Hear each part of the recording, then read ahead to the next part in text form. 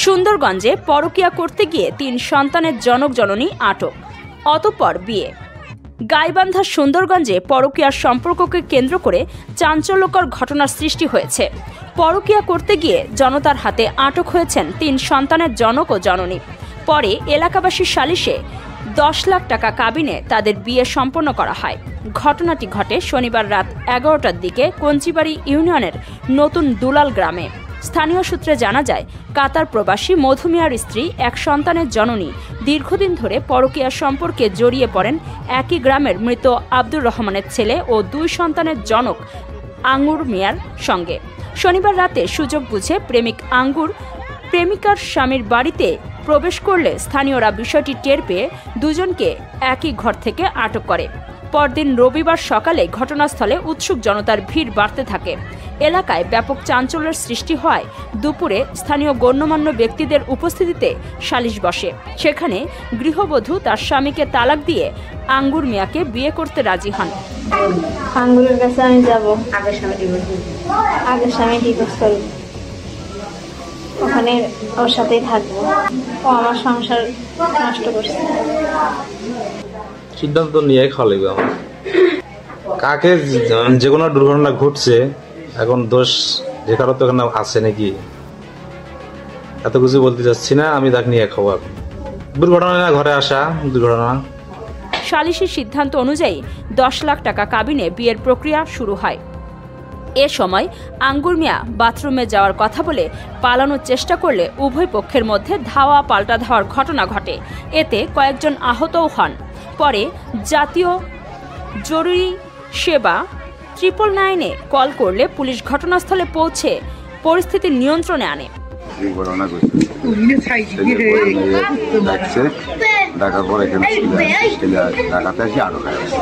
দেখি ওই আঙুর ঘরের মধ্যে কিরে পরে কইল যে আঙুর আসি ঘরের মধ্যে ঢুকিল, আমি আসিয়া বাড়ির বেশি তালা না এই ইয়েতে পরে সারা রাত পড়া পাহারা দিই। 3 দিন আগে ঘর ভাইয়ের বাড়ির মধ্যে ঘটনা ঘটাইছি, ছোট ছেলে জানিয়ে দিলে বাড়িতে এসে ঘটনা ঘটছি। আসলে এই সমাচার হয়ে গেছে কি যাই, ও মেয়ে তো আঁকা যান না, ওই মেয়ে আঁকি নিয়ে তো খাওয়া সম্ভব নয়। আর শাসন করছিলাম, শাসন মানে নাই। শান্ত হলে রাত 10টার দিকে স্থানীয় চেয়ারম্যান, মেম্বার ও গণ্যমান্য ব্যক্তিদের উপস্থিতিতে তালাক ও কাবিন রেজিস্ট্রির আনুষ্ঠানিকতা সম্পন্ন করে তাদের বিয়ে দেওয়া হয়। পরকীয়া প্রেমিক আঙ্গুর মিয়া কঞ্চিবাড়ি ইউনিয়নের কবদের বাজারের বিকাশ ও নগদ এজেন্ট ব্যবসায়ী হিসেবে পরিচিত। কঞ্চিবাড়ি ইউনিয়নের কাজী বিয়ের ঘটনার সত্যতা স্বীকার করেছেন। এ বিষয়ে কঞ্চিবাড়ি ফাঁড়ির ইনচার্জ সেলিম রেজা বলেন, 999-এ কল পেয়ে পুলিশ পাঠানো হয়। পরিস্থিতি শান্ত হওয়ার পর স্থানীয়ভাবে সালিশের মাধ্যমে বিয়ে দেওয়া হয়েছে। এ ঘটনায় এখন পর্যন্ত কোনো অভিযোগ পাওয়া যায়নি। সম্পর্ক চলতেছে, এই সম্পর্কের ভিত্তিতে উনি আসে, মানে বাহিরে যা করছে কিন্তু এখন মনে করেন যে আমি বাড়ি পর্যন্ত চলে আসছি, মানে রুম পর্যন্ত চলে আসছি। আমরা এই সুষ্ঠু বিচার চাই। আমাদের সবার দাবি যে এটা সুষ্ঠু বিচার হবে যেন একটা।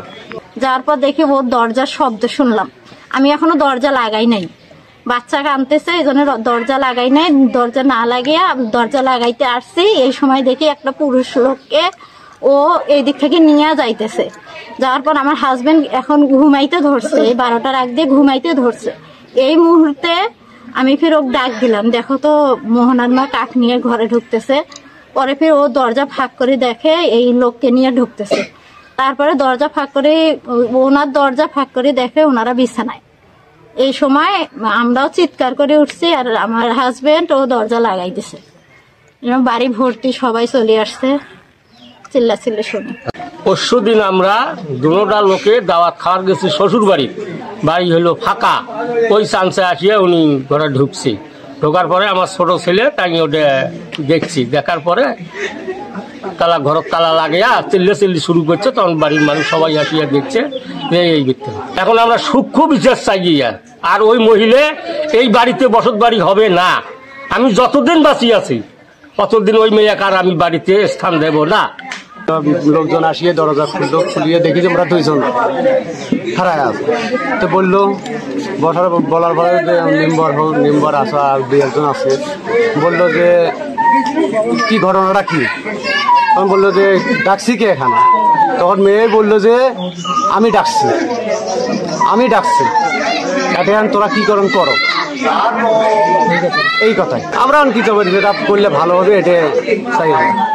11:30-12টার দিকে আসে ঘর দেখছি তো, তারপরে আমরা করে উঠি যাওয়া দেখি এই অবস্থা, এইটাই আর কি। যা বিচারে যা হবে তার করা